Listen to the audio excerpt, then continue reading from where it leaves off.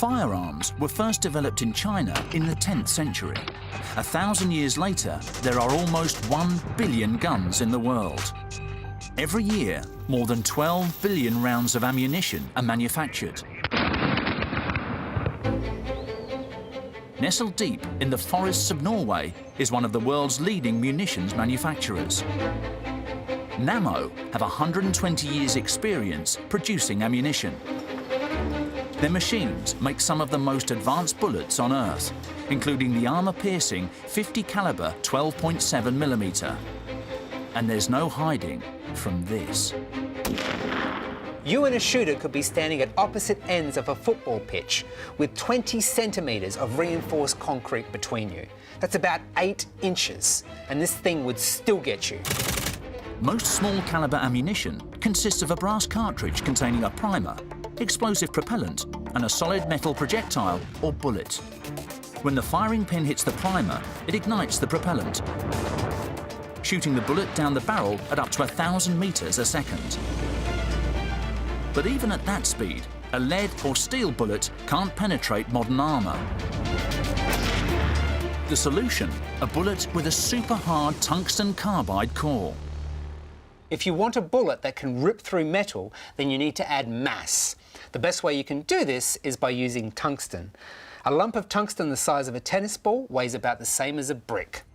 A projectile's destructive force depends on its speed, mass, and hardness.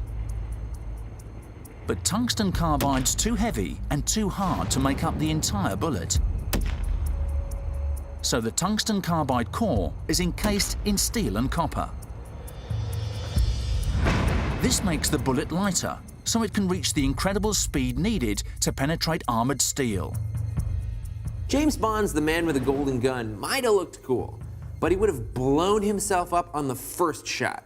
The pressure in the chamber when you fire a gun is about 1,000 times the pressure in a car tire, and gold is way too soft to handle.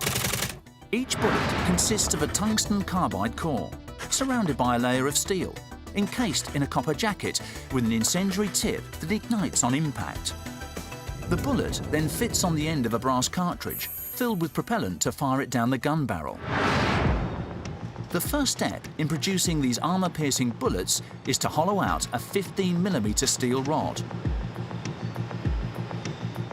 Daniel loads the rods of steel into a milling machine, which bores into each one to form a chamber ready for the heavyweight tungsten carbide core. Tungsten and steel are hard metals.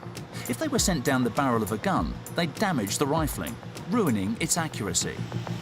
The solution is to give each bullet a full metal jacket made from a softer metal. They load 40-meter-long rolls of 2mm thick copper into a giant press, which immediately goes to work punching out what look like small round caps. Because copper is a soft metal, it's easy to mold, but too much pressure could crack it. So the copper caps are slowly stretched in 4 stages, gradually becoming slimmer and longer. However, the end is flat, and a flat-headed bullet wouldn't be very fast. So the flat end is slowly shaped into a pointed tip.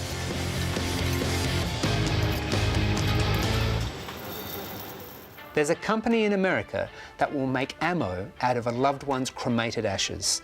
They say that you can continue to protect your home and family even after you're gone. To hit a moving target like an armoured vehicle, it helps to know where your shots are landing. So these bullets have another trick up their copper sleeve, a fiery one. Before the steel and carbide core is placed in its copper jacket, a machine loads 56 jackets into a grid. And Astrid places the grid under a tray holding incendiary powder. Made up of aluminium and magnesium, this charged powder ignites on impact, so a machine gunner can see exactly where each bullet hits. With the incendiary powder in place, Rita flips a tray of the hard cores into the copper jackets.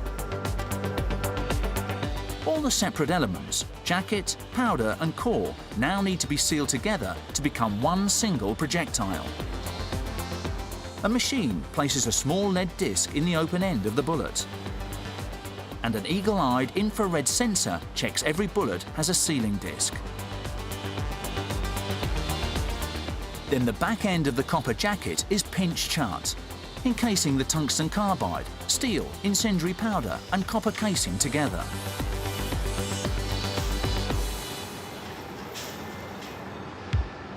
Now, the armor-piercing projectile needs to be attached to the rest of the cartridge. It's the propellant in the main cartridge case which shoots this bullet out of the barrel. Brass cartridges, each fitted with a primer, are fed into this machine, which fills each one with a charge of nitrocellulose propellant. The bullets are then crimped into the cartridges, creating the finished 50 caliber round. In 2009, a British sniper named Craig Harrison shot and killed 2 Taliban soldiers who were 2,475 meters away.